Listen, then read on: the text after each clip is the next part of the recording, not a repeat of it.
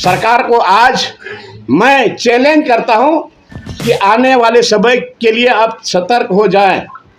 आपका जो लोगों का जो विश्वास था, आपने सरकार बनाने के पहले आपने जो घोषणा किया था, मैं नहीं घोषणा की हूं, आपके मैनिफेस्टो में जो आपने लिखा था और लोगों को जो विश्वास हुआ था कि हमारी सरकार बनेगी तो 6 महीने के अंदर में 5 लाख नौजवानों को हम रोजगार देंगे, रोजगारी भत्ता देंगे, एसपीटी एक्ट सीएनटी एक्ट को सख्ती से लागू करेंगे। आज एसपीटी एक्ट सीएनटी रहने के बाद भी यहाँ पर आदिवासी मूलवासियों को जमीन लुटा रहा है।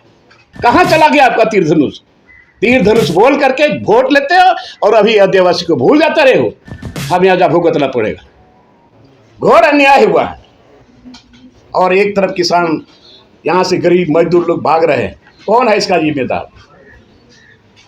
बतावे सरकार कि आज तक आता है कोई काम का कोई गारंटी नहीं है इसके पास। और ये झारखंड लेबर स्टेट बन गया है, लेबर सप्लाई स्टेट बन गया है। आप एक तरफ कहते हैं कि झारखंड पूरा का पूरा धनी स्टेट है, सारा चीज से संपूर्ण भरा पड़ा है, तो आज एक भी बाहर का मजदूर, केरल का मजदूर यहाँ क्यों नहीं आता? पंजाब से मजदूर यहाँ क्यों नहीं आता? तो ये क्या हो रहा है इस सरकार में? और सरकार को आज मैं चैलेंज करता हूं कि आने वाले समय के लिए आप सतर्क हो जाएं।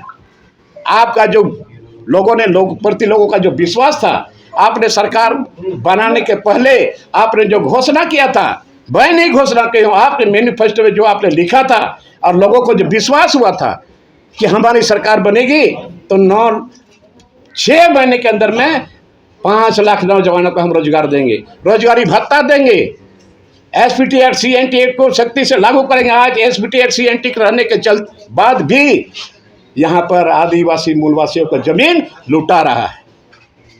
लोगों को धोखा दिए हो। शराब पड़ेगा, शराब लगेगा, कोई नहीं रोक सकता है। गरीबों का आह लगता है। इसका मतलब है आप लोगों के आंख में धूल झुक करके वोट लेने का काम किए हैं। और उस समय बोलते थे कि तीर धनुष, तीर धनुष, कहाँ गया तीर धनुष? अभी आदमी का जमीन लुटा रहा है, गरीब लोगों का जमीन लुटा रहा है, एसपीटी एक्ट का जमीन लुटा रहा है, सीएनटी एक्ट का जमीन लुटा रहा है। कहाँ चला गया आपका तीर धनुष? तीर धनुष बोल करके वोट लेते हो और अभी आदिवासी को भूल जाते रहे हो। खामियाजा भुगतना पड़ेगा। लेकिन आपका तो जनता सुन ही नहीं रहा है। सुने नहीं सुने, आप ही तो सबसे जनता नहीं सुना, सुनेगा, लेकिन भोग रहा है ना, अभी भोग रहा। और आज आने वाले समय में, बहुत कम समय में ये जनता जाग जाएगी। ये अपना समझ करके, अपना रिलेशन समझ करके, अपना समझ करके ये लोग झारखंड मुक्ति मोर्चा को अपना समझ करके इन लोगों ने वोट देने का काम किया। अभी यहाँ विपक्ष के लोग बोलते हैं तो इन लोगों को, पार्टी वाले लोग बोलते हैं, पक्ष वाले लोग बोलते हैं कि यही एक मात्र काम रह गया है कि यहाँ घुसपैठिए आ रहे हैं, घुसपैठिए आ रहे हैं। अरे जाके सरजमीन में जाके देखो, मधुपुर में जमाबंदी जमीन से आदिवासियों को मार पीट के भगाया गया, एफआईआर तक नहीं हुआ। अभी पाकुड़ बरहेट में भी वही हुआ, मारपीट के लोगों को भगाया गया। और अभी महेशपुर में गाय बथान गांव में आदिवासियों के जमीन पर उन लोगों ने झोपड़ी बनाया था, उसको उजाड़ दिया और इतना मार मारा, हाथ पर टूटा, वो हॉस्पिटल में एडमिट है। उसको भी देखने के लिए सरकार का कोई आदमी नहीं गया और न वहाँ का जनप्रतिनिधि आपका स्टीफन मरंडी गया देखने के लिए। अरे वोट के टाइम में चिल्लाते हो, हम आपका आदमी है, हम आपका आदमी है, तीर धनुष हमारा है, लेकिन अभी कहाँ चला गया इतना इतना आदिवासी को जमीन लुटा रहा है। तो वहाँ पे मुसलमान हावी हो रहे हैं और आदिवासी कमजोर हो रहा है। बिल्कुल हावी हुए हैं, बिल्कुल हावी हुआ है। कौन उनको मदद करेगा? वहाँ का गरीब आदिवासी को जो उस जमीन का टेनेंट है, रिकॉर्डेड टेनेंट है, आज उसको कौन बचाएगा? उसका जमीन को कौन बचाएगा? शर्म आनी चाहिए सरकार को। ये वोट बैंक बना रहा है, ये वोट बैंक बना रहा है कि यहाँ रोहिंग्या और घुसपैठी आ जाए, हमारा वोट बैंक बढ़े। पूरा हिंदुस्तान को तबाह एक दिन होना पड़ेगा, मैं आपको बता रहा हूँ। आज एसपीटी रहने के बाद भी सरकार सोई हुई है। 12 सरकार, 12 आदिवासी मुख्यमंत्री, दादा धीरे धीरे लेकिन आपका भाषा भाजपा वाला होते जा रहा अरे है। भाजपा वाला तो क्या करे, भाजपा जो सही बात बोलता है समर्थन करते हैं। आप भी बोलिएगा सही बात तो हम समर्थन करेंगे, गलत बात बोलिएगा उसका विरोध करेंगे। तो इसके लिए कोई आंदोलन करिएगा? आंदोलन तो ऐसा छिड़ेगा ना सरकार को नींद हराम हो जाए। ये सब चीज अवगत करवाइए गुरुजी को, क्या पता है? क्या करिएगा, गुरुजी उस स्थिति में नहीं है, उसी का लोग गलत फायदा उठा रहा है। अभी सरकार चलाने वाले जो मुख्यमंत्री के अगल बगल में उन्हीं लोगों का चलती है। कौन नहीं जानता है, कौन नहीं बोलता। ये लोग पार्टी को भी डुबाएगा और सरकार भी डूबेगी। अच्छा दादा, 29 जुलाई को बैठक में शामिल होंगे थर्ड फ्रंट को लेकर जो बैठक है? देखिए वो तो आने वाला समय है, हम बताएंगे।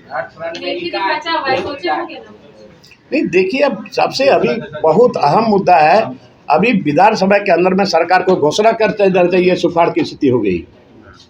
अभी इतने तो लोग जा रहे हैं, अपने खा रहे हो तो मजा आ रहा है, और गरीब लोग दो दो रोटी के लिए तलाश करने के लिए बाहर जा रहे हैं। शर्म होनी चाहिए। Thank you. तो हाई कोर्ट से क्या लग रहा है कि राहत मिल जाएगा? देखिए हमको पूरा विश्वास है, क्योंकि ये टेंथ, हाँ मैंने फाइल कर दिया, और ये मैंने ये आग्रह किया है कि कम से कम हमारी बर्खास्तगी चली जाए कोई बात नहीं है, बट ये हाउस के टाइम में हमको कम से कम हाउस के अंदर जाने का हमको अनुमति मिले, क्योंकि ये मेरा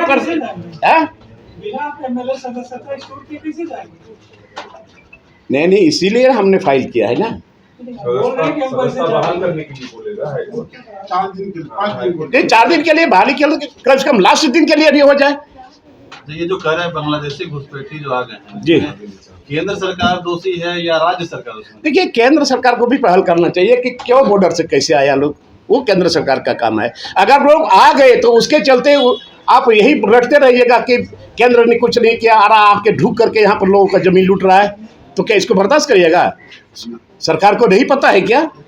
अगर ढूक गया, आने बॉर्डर से पार करके आ गया, तो क्या आपकी जिम्मेवारी नहीं बनती है कि वैसे वैसे लोगों का जमीन जो लूटा जा रहा है, वो आदिवासी से शादी कर रहे हैं और आदिवासी को खड़ा करा देते हैं मुखिया में, प्रमुख में, जिला परिषद में, वार्ड में, और पति मुसलमान हो जाते हैं।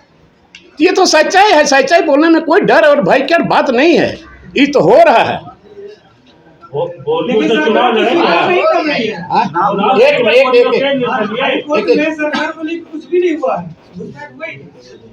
वही तो है, जान करके भी, सुनने के बाद, जानने के बाद भी अगर आपको सही पता नहीं हो तो कौन सी का सरकार चला रहे हो,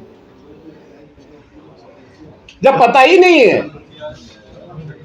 बोलता है कि घुसपैठी नहीं आए हैं, जाके पता तो करो। और माननीय कोर्ट ने आदेश ऑलरेडी दे चुका है, अभी तक कुछ पहल नहीं हो रहा है। सवाल ये है कि आप किस पार्टी से चुनाव लड़ेंगे तो आपको हम बता के लड़ेंगे क्या? आपको बता के लड़ेंगे? चुनाव लड़ेंगे, चुनाव तो लड़ना ही लड़ना है। अब लड़ेंगे निर्दलीय की लड़ेंगे से किस पार्टी से लड़ेंगे वो हम क्यों बताएंगे आपको? बहुत चालू आप हो गए ना। हाँ सारा जी पहले बता देगा आपको। दादा सवाल ये है कि क्या संथाल परगना में जो भाजपा कह रही है कि आदिवासी अल्पसंख्यक हो गए हैं, तो ऐसी स्थिति हो गई है? बिल्कुल सही बात है, बिल्कुल सही बात है। कहाँ 36% था, अभी 26% हो गया। कहाँ चले गए आदिवासी लोग?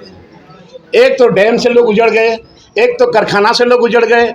अभी ECL, CCL, BCCL में जाके पता कर लीजिए। सरकार का काम है, मैं कहता हूँ सरकार का काम है वैसे वैसे आदिवासी को खोजे जिसके जमीन के अंदर में कोयला था, बहुत तरह का माइंस था। आज वो लोग विस्थापित होकर कहाँ चले गए? ट्रेस हो गए हैं।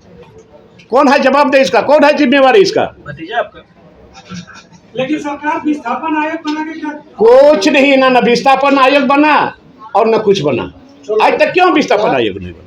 एयरपोर्ट बनने जा रहा है आपके क्षेत्र में, स्वागत है। पूरे झारखंड में बना दो ना भाई,